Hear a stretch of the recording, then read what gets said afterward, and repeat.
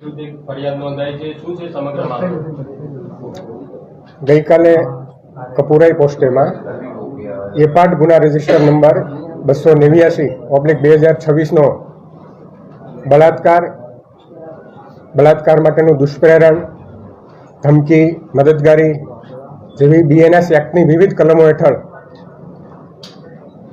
આરોપી અશોકભાઈ ચંદ્રકાંતભાઈ ઓઝા તથા તેના પત્ની, પુત્ર અને પુત્રી વિરુદ્ધ ગુનો દાખલ કરવામાં આવેલ છે. કઈ કઈ જગ્યાએ આ પ્રકારનો ગુનો આચરવામાં આવે છે? કેટલા સમયથી આરોપી દ્વારા કૃત્ય આચરવામાં આવે છે? આ કામના ભોગ બનનારે જે ફરિયાદ આપી છે તે મુજબ આરોપીએ તેમના ઘરે બોલાવીને તથા વડોદરાની વિવિધ હોટલોમાં, જમ્મુ કાશ્મીર ખાતે, મુંબઈ ખાતે વગેરે વિવિધ સ્થળે આરોપી સાથે બળાત્કાર સંભોગ કરેલ છે. આજવા રોડ ઉપર વડોદરા ખાતે રહે છે. આરોપી અને જે ભોગ બનનાર છે એવું કહેવાય છે કે આરોપીએ જ ભોગ બનનારને પોતાનું મકાન આપ્યું હતું અને ભોગ બનનારે એ મકાન પોતાના નામે કરાવવા માટેની માગણી કરી હતી, એમાં ફરિયાદ દાખલ કરવામાં આવે છે એવી પણ વાત છે. હા, એટલે એ પણ છે. 20 લાખ રૂપિયા છે એ પણ તેમને લીધેલા મકાન ખરીદ કરવા માટે. પુત્રવધુ તરીકે રાખતા હતા, શું હતું એમાં પ્રાથમિક તપાસ પણ શું આવી? ના, એ હજુ તપાસ ચાલુ છે. કન્સ્યુશન રિલેશનશીપ હતા તો પછી બળાત્કારનો ગુનો કઈ રીતના બનાવ્યો? ના, એવું કોઈ રિલેશનશીપનું જે દસ્તાવેજી પુરાવો છે હોય એવું આપણી પાસે નથી. મહિલાને તેના પતિને ખૂબ સારો પગાર આપશે તેવી લાલચ આપી અને આ બળાત્કાર સંભોગ કરેલ છે. અત્યારે તે જે ફરિયાદી છે તેને આરોપીએ તેનો વિડીયો વાયરલ કરવાની ધમકી આપેલ, જેનાથી ગભરાઈને તેણે અત્યાર સુધી ફરિયાદ આપેલી નહીં.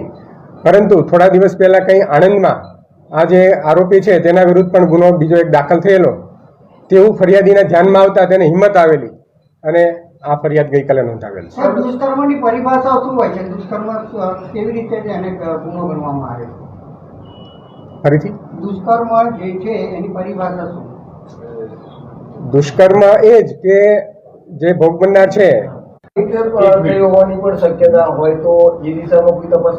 હા, દરેક દિશામાં તપાસ થશે. આ મામલામાં 4 આરોપીઓ છે: પતિ, પુત્ર, પત્ની અને પુત્રી. શું તમામની ભૂમિકા શું છે? કેવી રીતે માતા અને પુત્રીને પણ આમાં ફરી આરોપી બનાવવામાં આવે? બરાબર છે. જે પુત્રએ જે ગત માર્ચમાં બળાત્કાર કર્યો તેના અનુસંધાનમાં જે આ ભોગ બનનાર છે તે તેની માતા મોતીબેન છે, તે તેના પિતાની સાથે આ જે ભોગ બનનાર છે તે વાત કરે તે રીતે અવારનવાર તેને ફોન કરતી અને પૈસાની પણ માંગણી કરતી.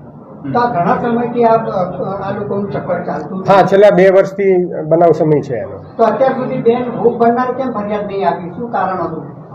એ કારણ જણાવ્યું મેં આગળ હમણાં.